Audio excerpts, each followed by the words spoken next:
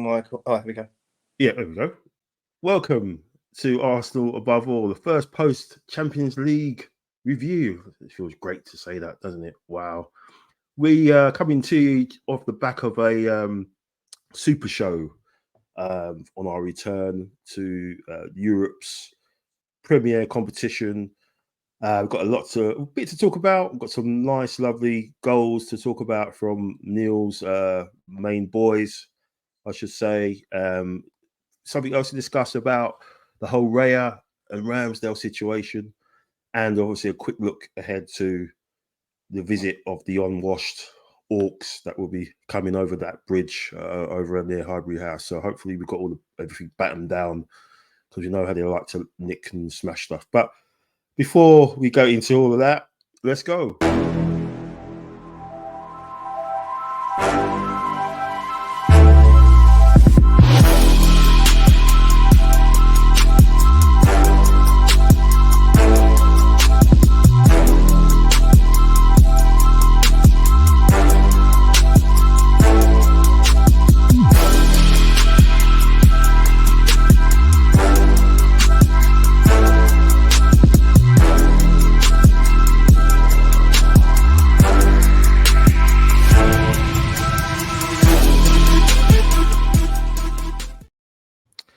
Welcome to the show, Neil Shah, who unfortunately you couldn't make it tonight because you've had a bit of a bad back and missed out on a brilliant performance from the boys.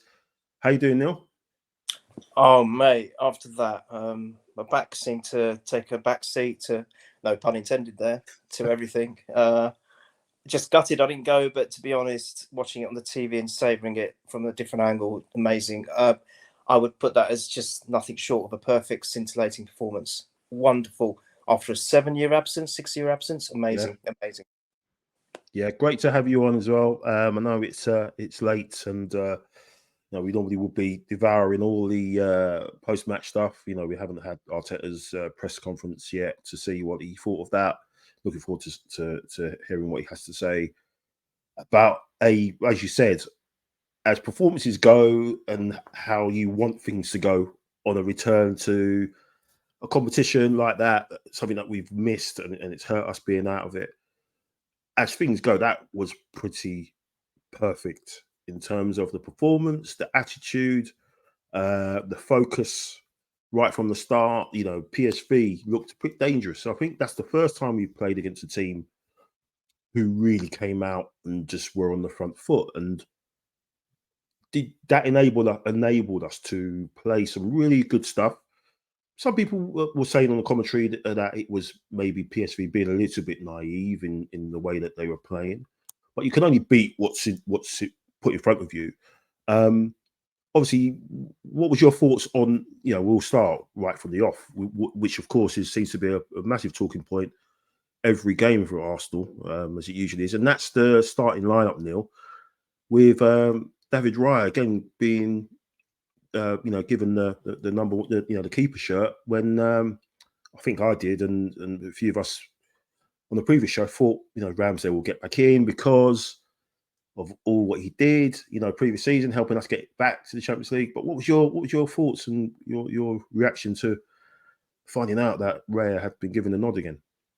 Well, I'll do the easy bit first. The outfield players, I wasn't very surprised. Maybe a little bit surprised that Havertz was starting, but I didn't begrudge him that at all. And as it transpired, I thought he was tremendous today. Absolutely tremendous. I was glad to see that we had our full proper defence in place. There were some suggestions that maybe Tomiyasu would start for White, but I'm glad it went how it did, to be honest. So I was really pleased with the entire lineup, but of course, a touch surprised with the Raya inclusion. I felt, my only feeling initially was I just felt sorry for Ramsdale for what the reasons you just said, because it was his exploits which helped us get back into the competition. You can't discount what he'd done to help us get there.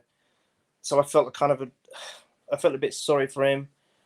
I don't know whether this is a thing for him to be ready or rested completely for the North London derby, but now I'm edging more towards Raya starting in that game as well, because to be honest, all right, again, very much like Everton, it didn't seem to have much to do, but his command and composure at every point he was asked a question was there every single time. He seems to be so commanding in the air. Anything aerial, he seems to deal with very nicely. Wow. I I like Ramsdale a lot, and I just don't want him to be completely pushed outside. I just don't want that. It's good in a way because it means that we've got competition for a very important place. Because I've got, every great team that's successful in winning a title or winning a major competition, cup competition, you have to have a good grounded goalkeeper. So in that respect, it's great. And of course, first and foremost, before any player, I always want what's best for the club. So decision-wise, I'm not. There's no criticism. I just feel sorry for Ramsdale. That's how I feel, and I don't know how it's going to pan out over the next few games now. Yeah, I think we've got to be careful that the media, they always like to, cast aspersions on us and turn it, positive into a negative, or and we need to be kind of worried that they will try to do that with their narrative, because obviously Ramsdale he's an English keeper. Obviously, they're trying to say he's pushing Pickford for a start, but I think Ramsdale could get a clean sheet in every single game he plays. He won't start over Pickford because we know what Southgate's like with his favourites. He'll be number 2 to Pickford. So I don't really see that, and they'll beat that drum. They'll try and use that. Well, look, he's going to lose his England spot and everything. But I totally agree with you. I think it shows the ruthlessness of Arteta to make a decision like that. And that sends a jolt through. That should send a jolt through the rest of the squad to kind of say, well, look, this guy's not going to mess about. This is the levels that we need to get to. And as Raya is playing like he is, he's playing like he's been there for years, and years. It kind of reminds me of, you would remembered when we bought David Seaman and we had John Lukic in goal, and how people were sort of on their toes about that. It was like, oh, how could you buy him? John Lukic has just been a great servant. He's been a top keeper. He's won us titles and everything. That you got this guy in from QPR. You spent all that money on him as well, because obviously it's quite a lot. It's nearly £1 million for him, and the rest is history. Obviously he did look a little bit shaky at the beginning of the season, but I think pretty much he was pretty much like he'd been there all the time. But it's almost a little reminiscent to that. But yeah, it's going to be interesting to see what happens on Sunday. You think Raya's going to stay in between sticks, or you think Ramsdale might come back for that? Again, we were asking ourselves the same question before this game, and it was a difficult one to answer. I still feel it's a difficult one to answer, but I'm edging more now towards Raya staying.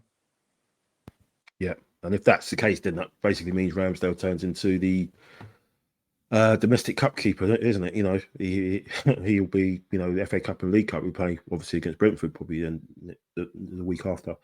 So let's go to the game. Obviously, we PSV started off pretty lively. Lang on the left was giving White a few dangerous sort of runs he was putting in, and Dest as well, both very pacey on that side. So Saka and White had their work cut out. And after 6-7 years out, who's your money on to get the first goal back in the Champions League? Who else? It's a star boy. Champions League has got, he's known for its stars and its emblem. It was kind of written, wasn't it, that he would be the one to pop up and get that goal off a brilliant effort from Odegaard. There was a stat saying that I think Ronaldo and Messi had a lot of minutes between them before they scored their first goal, and Saka did it in 8 minutes. What can you say about him? The fact that he doesn't seem to get taken off, quicker than we would like, Neil. Just amazing.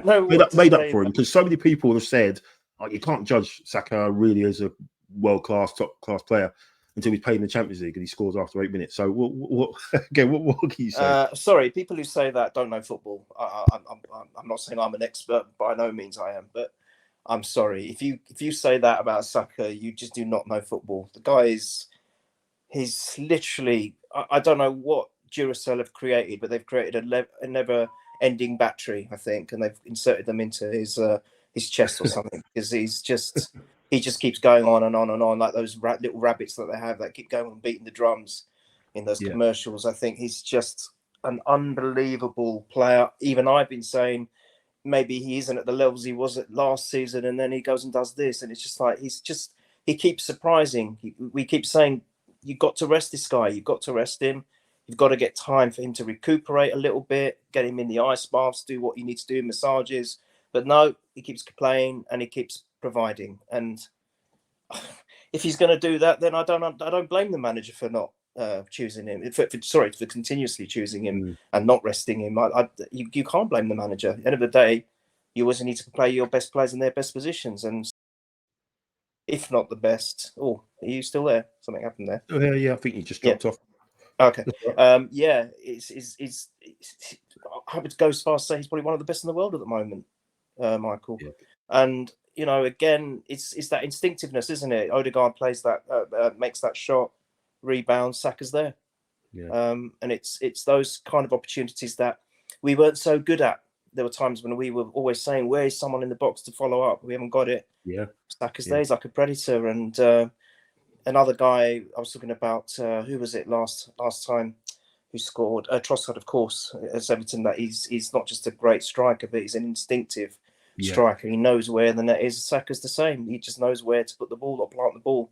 And I'm just so happy for him. For his debut in the Champions League, in the Europeans Elite Club competition. Wow, 8 minutes and you made your mark.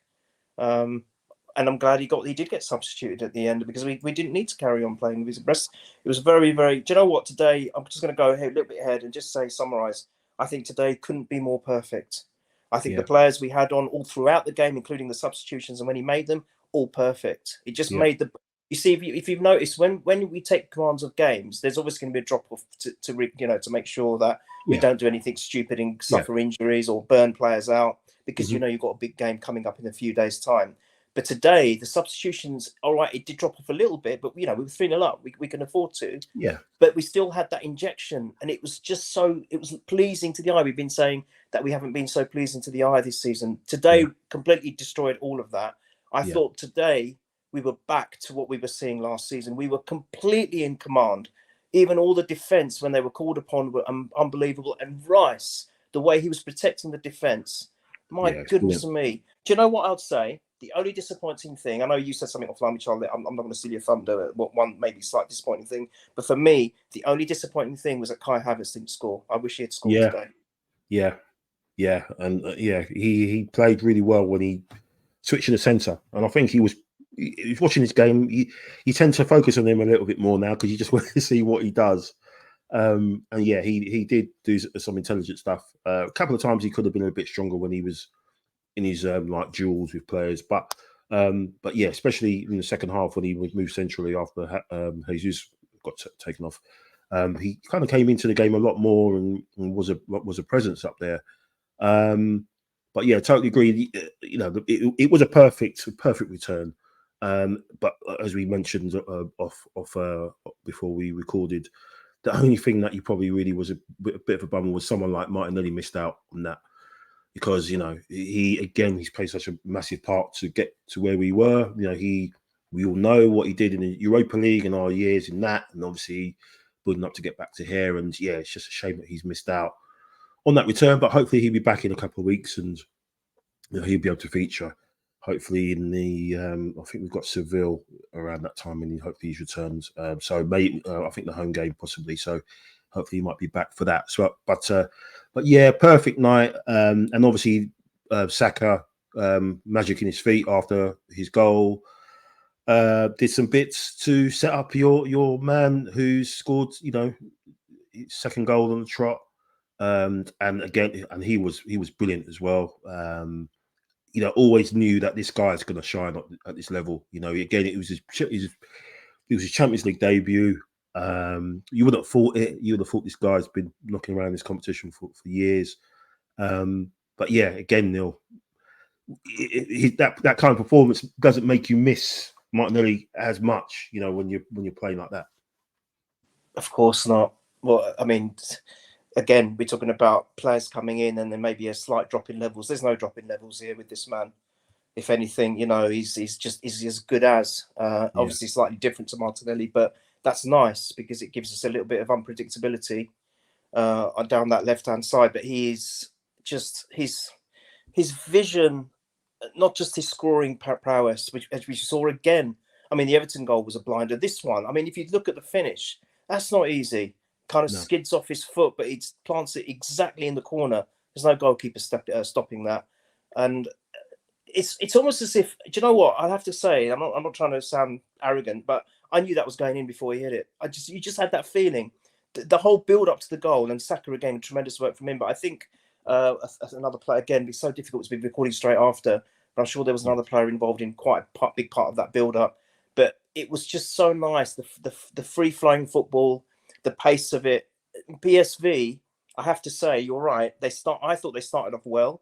They started mm, on the front foot. I thought, God, we got a game here today, and there's going to be yeah, goals. And I was saying that to my mum, saying I think yeah, there's going to be goals on both ends. hmm, But defensively, we were so solid. We just weren't letting them have anything, and yet we did our bit. And I just don't think I think PSV were completely bamboozled by us, and yeah, they've had a really good record coming into this game, haven't they?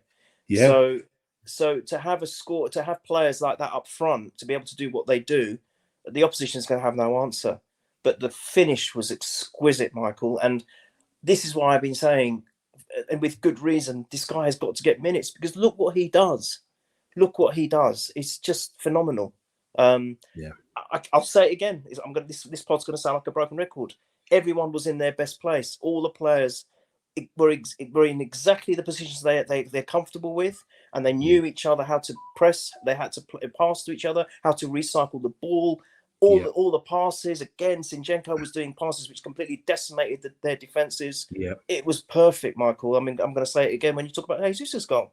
So, Yeah, yeah. Well, it's true. You're so right because all those relationships that have been formed last season and the season before, especially last season. So you had obviously the right hand side with the triangle with Saka, Odegaard, and White. Um, you had obviously even the new relationship. So you have Declan Rice and Zinchenko. They've not played together that well, but look at how well they did to play together. Zinchenko coming in and playing those passes that we know that he can play. So you're absolutely right. It's just the Havertz one that still looks a little bit disjointed. The lines and everything. He just needs to join up. But he was a lot better than this. Is probably up there with the performance against City in the Community Shield.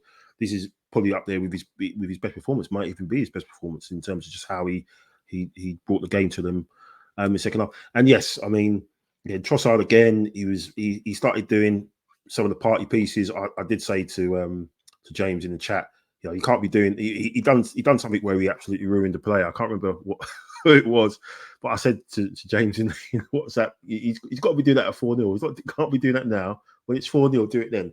And then obviously he then proceeds to put one on the plate for Gabriel Jesus, who did what he did. Brought it down the first touch and then smashed it. Had a similar kind of situation second half, which he should have kind of taken first time. But again, I think that whole exhibition stuff kind of came in, into him a bit. But yeah, that the third goal, Neil, again, it was just, as you were saying, flowing. It's like the handbrake had gone off. We were just playing such great attacking football at that time. What Trossard did when he kind of spun and it completely messed up the whole defense. So I don't know if off the ball, if you notice what he did here on the near side, it's like the way he did that turn and it just threw the whole defense off to enable him to then move forward. And what a pass! And it was just so beautifully executed. I think the commentators were saying, well, maybe the defense could have done better, but no, because the pass was so deliberate and so pinpoint. I don't think any defender, even if they're at the top of their game, could have done much about it. It was the perfect pass or the perfect cross to Jesus, but then there was still work to do. And Jesus, the way he brought the ball down and just rocketed it into the net. I mean, God, I can't remember talking like this about a game for us for a long time, even last season. Honestly, this was just incredible stuff. And let's not forget one key component as well, which I don't think we've mentioned yet. Well, you might have done, Michael, so forgive me. But Odegaard, oh my God, oh gosh.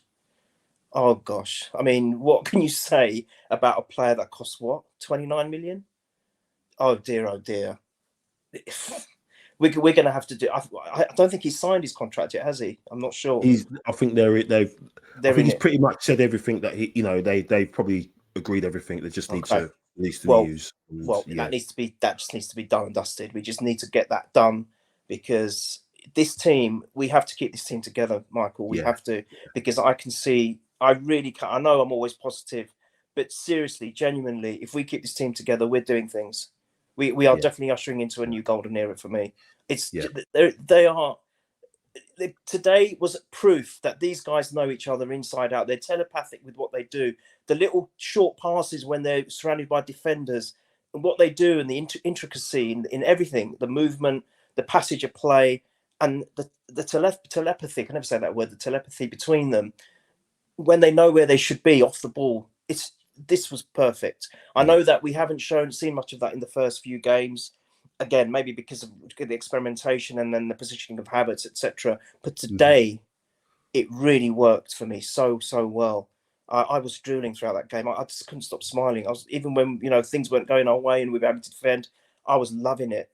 And then Yeah. Odegaard, he does what he does. But also, I have to mention Saliba, but we'll go into that in a bit. Yeah, I mean, yeah, Odegaard, they were talking about the times that he first played when he played in the Champions League in a qualifier when he was 15. And then he played a couple of games for Real Madrid in the Champions League during the COVID season. So he's not played, he didn't play in front of a crowd. So tonight, he was really up for it. And this guy he encapsulates everything, as you said, about this team, the energy, the his ability on the ball, and he's just his work rate, tenacity. He's driving, he's always pointing and stuff and telling people what to do and stuff. It's just an absolute steal. Amazing bit of business, probably one of the best bit of business that the club's done. In many a year. There's been some bad transfers, as we I'm all know. sorry to interrupt. I'm starting to think he's Bergkamp's Padawan because he's just. Yeah, I'm not trying to compare the two. Don't get me wrong. no, Don't get me but wrong. But I honestly, and you talked about a work rate. I remembered right at the end. I think it was the 91st second minute. He was there making a tackle and still trying to drive the players on to get another yeah, goal.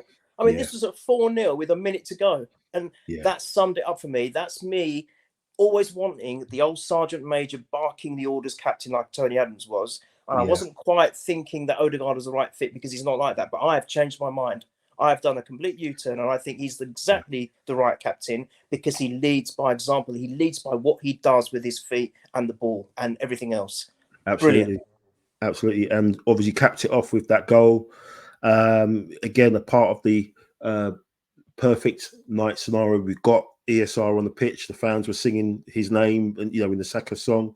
A couple of minutes before, he came on, and then obviously he heard a big roar. And commentary thought it was the PSV players coming on. It wasn't. He could, he knew it was because the fans saw that ESR was getting stripped off, and yeah, just fantastic. He got good 20 minutes in his legs. He got involved. He had a lot of touches, and obviously was involved in that in the goal. Kind of the pre-assist, which obviously Nelson came on again. He looked up for it as well, and that's one of the key things I think as well. We mentioned that the level, as you said, the level kind of wavered a little bit when he made the changes, as it normally kind of does when you make a lot of changes.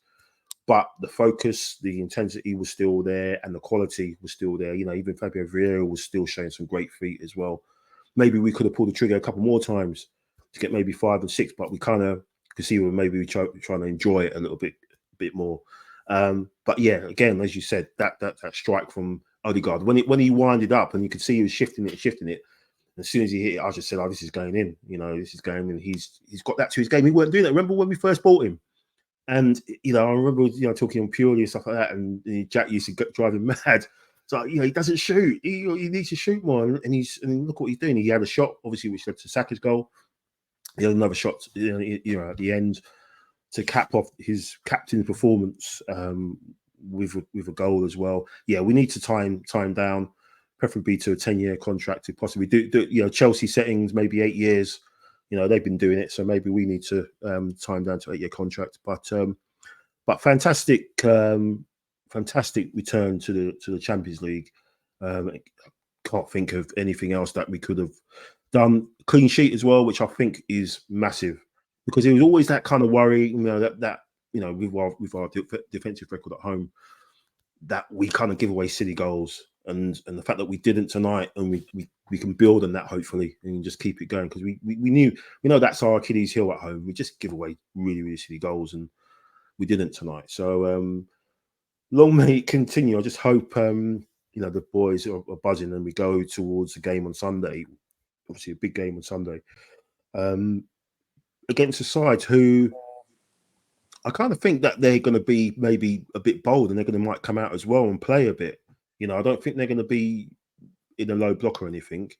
I don't know about you. I don't know whether you think, you know, it's going to be us trying to maybe prize them open, and they're going to stick in. But I think because they've had a good start and they are who they are, and they think they're better than they are sometimes, I think they might try and come out and play a bit. But maybe after what they've seen tonight, they might think against that. But what would you think? What would you say on Sunday? Would you make much rotations on in that instance, or would you keep it with the team that started tonight? Can I just quickly say something more about the game tonight, because I'm so buzzed from it? Oh yeah, of course, yeah, sure. You're buzzing, mate. Go for it. I'm so happy for Fabio. He kept its minutes. Jorginho, ESR, of course, and Nelson. And the fact that Nelson and ESR contributed to that fourth goal, it just warms my heart. It's just something. Oh, I'm so pleased for them, because I want them to. Well. And Tomiyasu. I mean, come on, it just gets better and better. I mean, it just made me feel that Arteta wants to make sure that all these players know that they have got important roles to play in this club. They don't need to think about going anywhere else, and that's what we need to do. We need to keep the stability of this club, keep these guys. Because I'm sure I hope I'm right in thinking that they all get on as well out off the pitch, which is just as important if you're striving to achieve some good stuff on the pitch. So I really think that it's important to keep these band of boys together, Michael. Really, honestly and truly, and the fact that they got minutes, it was exceptional. I want to just mention that trickery. Saliba. I mean, Michael, what do you? This man, it's like he doesn't care. He that was walks around the outrageous. pitch. He doesn't care, and he's like a potentially dangerous position, and it's like, yeah, so what? Look at what I'm going to do to you. You don't stand a chance. He's so comfortable in his own ability. I think he's one of these people, and this goes for every walk of life. If you truly believe that you can do something and you're confident in your own abilities, that makes you successful, and he knows it. He knows what he's got. He's so gifted, that lad. Another gem of a player that we've got. Just immense. And I think the only slight criticism, and it's not criticism actually, I'm being harsh. I think because he was excited to be on and he wanted to prove a point. I just felt there was a couple of times where Nelson could have laid the ball off rather than take a shot, because he was kind of just shooting at the defenders. Where there's a chance where he could have laid off to Emile Smith Rowe was in a prime position to do something. And I think there was another one with Havertz as well, and he just went for a shot. And I think I can't blame him. You know, he wants to make it, and he did. He was positive. But that was the only thing. But I'm sorry to digress. I just needed to point that out. For Sunday, obviously, we don't know what's going to happen with the goalkeeper situation. I don't think anyone knows apart from Arteta. It's going to be difficult for any of us to kind of make or have a theory on it. I think we just have to wait and see what he does with the goalkeeping position. To be honest, I was so impressed with how we played today. I would keep it as it is. I really would. I can't. I'm not going to start saying Saka needs a rest. No way. You've got to play him in North London derby. I would actually like to see Emile Smith Rowe come on again, because he would love to play against Tottenham. He would love nothing more to play against Tottenham and make his mark. I think we keep it as it is. Maybe. No, actually, don't tinker with Havertz. Leave him. I'm going to actually say that. I'm going to be bold. I mean, Fabio, you see, I think that's the thing. But then again, Havertz played till the end because Fabio came on late as a substitute, didn't he? That's right. I'm wondering whether that's because he wants to make sure he gets some minutes here and then maybe use him as a sub against with Tottenham. I think if he had started Fabio and brought him off, that would be the writing on the wall for saying that he's starting on Sunday. I think it's going to pretty much look the same. I could be wrong. But why shouldn't it? I mean, this was literally a flawless performance. So why would we need to mess about with it? And I think Tottenham, you're right. I think initially they would have come on the front foot because they've got points to prove. But watching us today, they might have a change of heart. I don't know. Maybe. But then for me, the way we need to deal with Tottenham, Michael, is we need to just press them hard right from the get-go. Don't fall into their gameplay. Don't fall into their tactics. Just press them hard, smash them, and kill them off early. That's my opinion. But let's see what happens.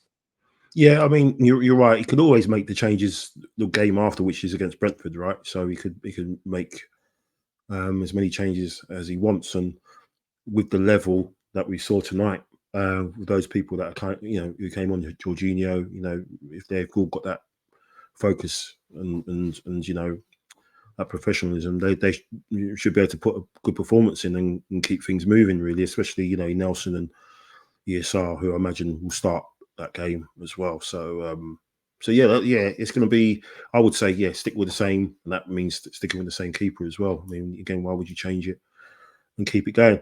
We'll just add, I mean, Arteta's said some bits, and he's basically said stuff about the squad depth, which is, he said, good headaches. It's probably the hardest thing in the job because you get emotionally attached to them, and it's been a beautiful journey with them.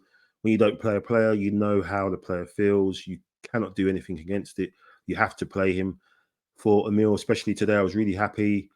And he got an incredible reception. Yeah, the reception when he came on was fantastic. That was chills, man. That was really, really good.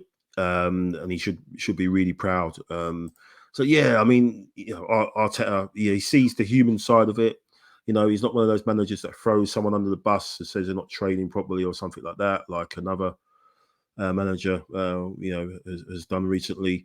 It looks like he's going to be getting his P45 soon, but he shouldn't, because he's doing such a fantastic job at Old Trafford. But that made the day even better. I mean, if you want to, it's a fantastic day. Great, right? Even Harry Kane scored. He's a great player. I've always rated Harry Kane. Always rated him. Go on, Harry. Always rated him. Gooner at heart. Yeah, well, yeah, once a Gooner, always a Gooner, isn't it, as they say. And so mate. nice to see them. I think they ended up losing 4-3, so they got a couple of goals. Yeah, they got a couple of goals back. But obviously in the other game, I think Seville and Lens they drew 1-1. Perfect. So again, as games go, as nights go, pretty special and pretty perfect, really. So yeah, on to Sunday. So that's pretty much it for tonight. Quickly, Michael, you're right about one thing. Yeah. Go ahead. I think you are right. Emile Smith Rowe has bulked up a bit. He looked bigger. Now I saw it today. Yeah, you're right for saying that. Yeah. He does look a bit bigger. There was one bit where he looked like he lost the ball and he used a bit of strength to win it back, and that almost led to the goal, didn't it? To Odegaard's goal. So yeah, he does look a bit look a bit chunkier. Put some muscle on. So all good, man. Yeah. He's not having the takeaways anymore, because that's what he said he used to have in it. He got himself in trouble. So no, it's all good stuff, man. He's eating the plant food and stuff like that. But no, fantastic stuff. Obviously, we've did the business tonight. We've got to do some more business on Sunday. We'll be back with a show about that. Hopefully, a happy one like tonight. Thanks for watching. Thanks for subscribing and sharing and liking the show. Really appreciate it. Neil, appreciate your time as always. Thanks very much. Pleasure, man. I'll let you watch all the highlights and the chat, obviously, from tonight. I'll be doing the same. This will be up as soon as I can get it up. And fantastic return to the special competition. And let's hope we'll be talking like this sometime in May. Hopefully when the final is in our own backyard at Wembley, where we seem to do well there. So thanks for watching. Up the Gunners. Man, remember, Giroud into the box, and they have immediately.